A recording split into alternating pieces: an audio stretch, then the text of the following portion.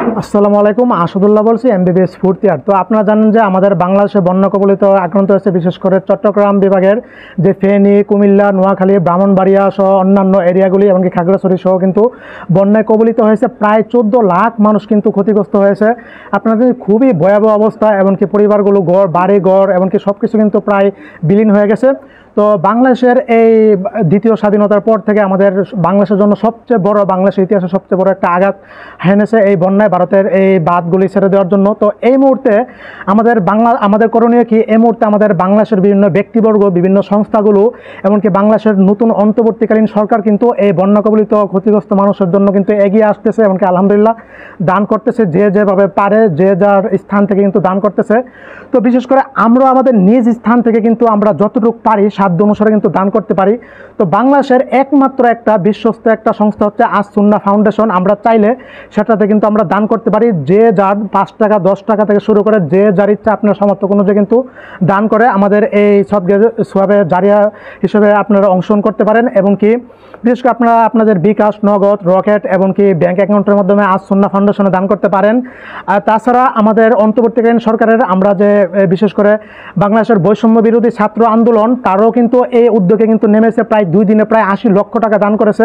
আপনার চাইলে সেখানেও কিন্তু বা ঢাকা বিশ্ববিদ্যালয় টিএসসি মোড়ে কিন্তু দান করতে পারেন। খাবার আপনার সামর্থ্য অনুযায়ী আপনি যা পারেন, খাদ্য, কাপড় চাপড় এমনকি মেডিসিন, টাকা পয়সা আপনি আপনার সামর্থ্য অনুযায়ী কিন্তু সেখানে দান করতে পারেন।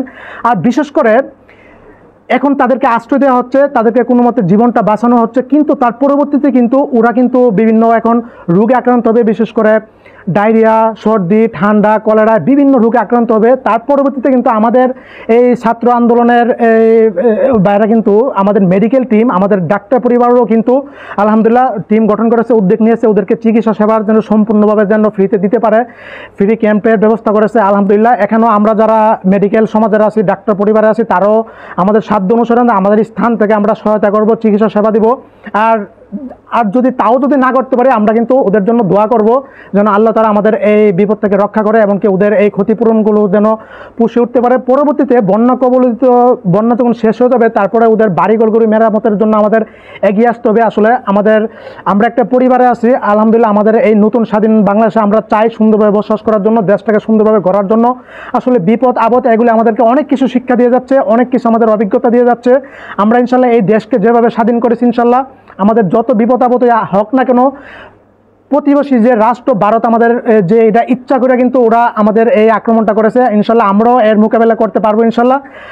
আমরা একতাবদ্ধ থাকলে ইনশাল্লাহ সব কিছু সম্ভব। তো আমরা আমাদের সামর্থ্য অনুযায়ী স্থান থেকে আমরা সাহায্যের জন্য, সহযোগিতার জন্য এগিয়ে আসবো। আমরা মহল্লায়, পাড়ায় আমরা দল টিম গঠন করে আমরা এই সংস্থাগুলির কাছে পারলে আমরা সহায়তা দিয়ে দিব। এমনকি বড় ধরনের একটা অ্যামাউন্টটা আমরা নিজেরও সেখানে গিয়ে আমরা দান করতে পারবো। তো আমি ডিসক্রিপশন বক্সে আস সুন্নাহ ফাউন্ডেশনের সম্পূর্ণ আমি দানের যে লিঙ্ক আছে কিভাবে করবেন এগুলি বিস্তৃত দিয়ে দিব।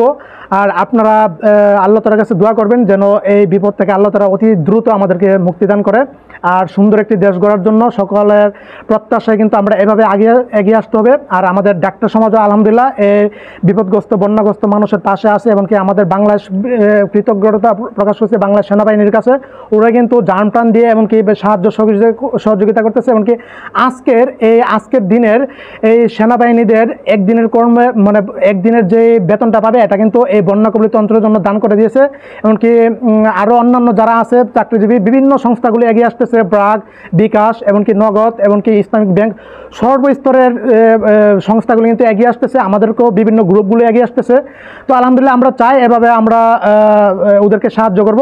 তো সবাই ভালো থাকবেন, সুস্থ থাকবেন। আসসালামু আলাইকুম ওয়া রাহমাতুল্লাহি ওয়া বারাকাতুহু।